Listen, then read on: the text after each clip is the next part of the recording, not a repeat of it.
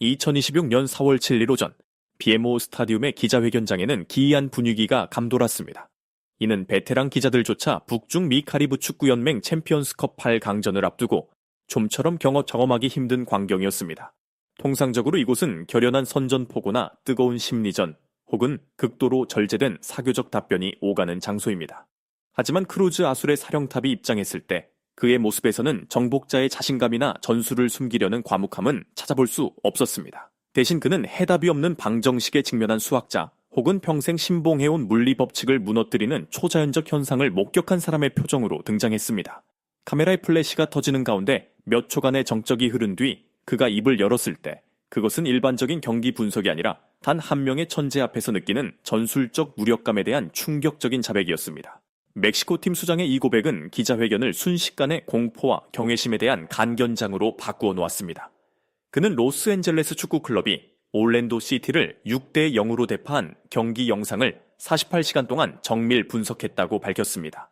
하지만 그 치밀한 연구의 결과는 파회법을 찾는 것이 아니라 오히려 공들여 준비한 계획을 완전히 폐기하는 것이었습니다. 축구의 정점에서 감독이 경기 시작 전 자신의 아이디어가 파산했음을 공개적으로 인정하는 것은 명성 측면에서 자살 행위와도 같습니다. 그러나 손흥민이라는 이름이 주는 무형의 압박감 앞에서 그는 진실을 말하는 것만이 자신의 지성을 지키는 유일한 탈출구라고 판단한 듯 보였습니다.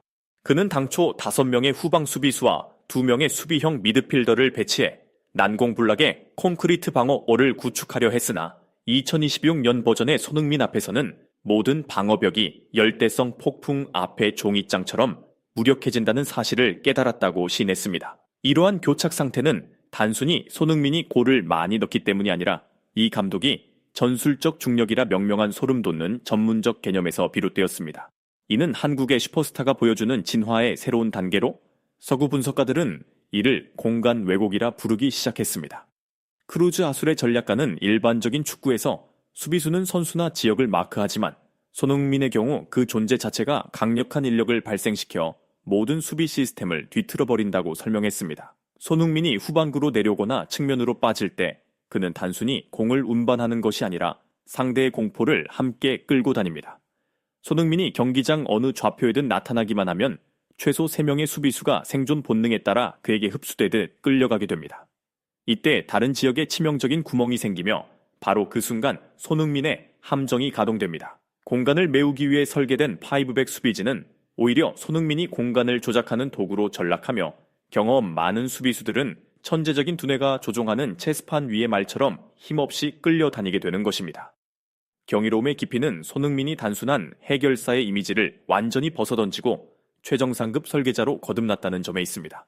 통계에 따르면 그는 지난 시즌 13경기에서 12골을 기록했지만 당시만 해도 상대팀은 슈팅 각도를 차단해 그를 막을 수 있다는 희망을 품었습니다. 그러나 현재의 손흥민은 최전방 공격수의 탈을 쓴 숨겨진 10번이자 전술 전문가들이 수렴 지점이라 부르는 실체로 존재합니다. 올랜도와의 경기는 손흥민이 단 38분 만에 4개의 도움으로 상대 수비를 난도질하며 이를 증명한 사례입니다. 그것은 운에 맡기는 패스가 아니라 비디오 판독 기술이나 정형 카메라조차 제때 식별하기 어려운 틈새를 찾아내는 신의 시야에서 비롯된 것이었습니다. 30m 거리에서 슈팅 한 번으로 경기를 끝낼 수 있는 선수가 개인의 자를 버리고 팀 전체를 위해 봉사하기로 결심했을 때 그는 2배로 위험해집니다. 이제 상대는 그의 발과 싸워야 할지 아니면 그의 두뇌와 싸워야 할지 알 수 없게 되었기 때문입니다. 손흥민의 이러한 정점의 진화는 크루즈 아술 감독으로 하여금 멕시코 언론이 낭만적 광기라 부르는 결정을 내리게 했습니다.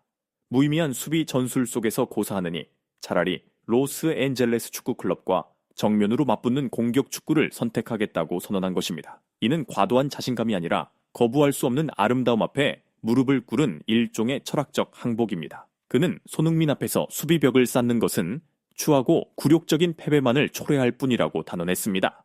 대신 그는 선수들을 전진시켜 팀 고유의 색깔을 내기로 했습니다. 이는 상대의 격조의 경의를 표하는 방식입니다. 축구 역사상 상대 팀 스타와의 대결을 큰 특권으로 여겨 아름다운 죽음을 맞이하더라도 결과와 맞바꾸려 한 지도자는 지극히 드뭅니다. 이는 손흥민이 단순히 골을 넣는 선수를 넘어 북미 축구가 운영되고 소비되는 방식을 재정의하고 있음을 보여주는 최고의 찬사입니다. 이 발언이 전해지자마자 전 세계 언론과 여론의 반응은 폭발적이었습니다. 소셜미디어 트위터에서는 손흥민 효과와 전술적 중력이라는 해시태그가 즉각 전 세계 실시간 트렌드 1위를 차지하였습니다. ESPN FC 채널은 전직 유명 선수들이 참여하는 긴급 토론회를 개최하며 이를 북중미 카리브 축구연맹의 깨달음의 순간이라 명명했습니다. 디 애슬레틱의 분석가들은 실용주의의 파산, 왜 손흥민이 500 수비의 종말인가? 라는 제목의 심층 기사를 통해 손흥민의 미국 진출이 상업적 가치를 감들 넘어 대륙 전체의 전술적 패러다임을 바꾸는 사고의 혁명을 일으키고 있다고 분석했습니다. 이제 팬들은 손흥민의 득점뿐만 아니라 그가 지성으로 경기장 위의 현실을 어떻게 굴절시키는지에 대해 열광하고 있습니다. 크루즈 아술의 고향인 멕시코 내 여론은 극명하게 갈렸습니다. 일부 극성 팬들은 감독을 겁쟁이라 비난하며 조기 항복을 질타했지만 중립적인 전문가들은 진실을 직면한 용기라며 그를 옹호했습니다. 전직 멕시코 국가대표 골키퍼는 자신의 개인 매체에 다음과 같이 적었습니다. 니콜라스 라카몬 감독을 탓하지 마십시오. 스스로 사과하는 대포와 같은 손흥민 앞에서 벽을 쌓는 것은 그저 잔해 속에 더 깊이 묻히는 길일 뿐입니다. 그는 무릎 꿇고 사는 이서서 죽기를 선택한 것입니다. 이러한 반응은 대륙 대회를 앞둔 손흥민의 위상에 신비로움과 권위를 더해주고 있습니다. 미국 현지에서 이 경기의 열기는 단순한 스포츠의 경계를 넘어섰습니다. 뉴욕타임스와 로스앤젤레스 타임스 같은 유력지들은 이 사건을 일종의 문화적 현상으로 다루며 손흥민을 마이클 조던이나 톰 브레이디와 같은 위대한 아이콘들에 비유했습니다. 휘슬이 울리기도 전에 상대의 전의를 상실케 하는 압도적인 정신적 지배력을 가졌다는 평가입니다. 마케팅 전문가들은 이번 8강전이 온라인 시청 기록을 갈아치울 것으로 예측하고 있습니다.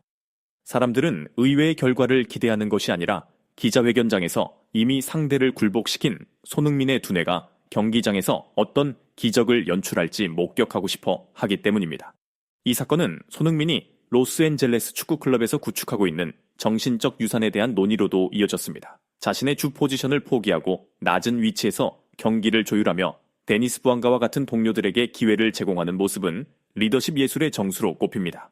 미국 언론은 손흥민이 이 리그의 새로운 철학을 전파하고 있다고 강조합니다. 위대함이란 자신이 얼마나 많은 해트트릭을 기록하느냐가 아니라 주변 동료들을 얼마나 더 위대하게 만드느냐에 달려있다는 교훈입니다. 단 한 골도 넣지 않고도 38분 만에 올랜도를 파괴한 손흥민의 모습은 현대 축구에서 무사육과 이타심이 도달할 수 있는 새로운 상징이 되었습니다. 8강 1차전의 킥오프 시간이 다가올수록 전 세계 축구계는 숨을 죽이고 있습니다. 크루즈 아술 감독의 자백은 이 경기를 이미 지적인 불균형의 대결로 만들어 버렸습니다. 멕시코 팀의 정면 승부가 극적인 난타전으로 이어질지 아니면 손흥민이 연출하는 또 한 번의 일방적인 학살극이 될지 전 세계가 주목하고 있습니다. 그러나 결과와 상관없이 한 가지 사실은 명확해졌습니다.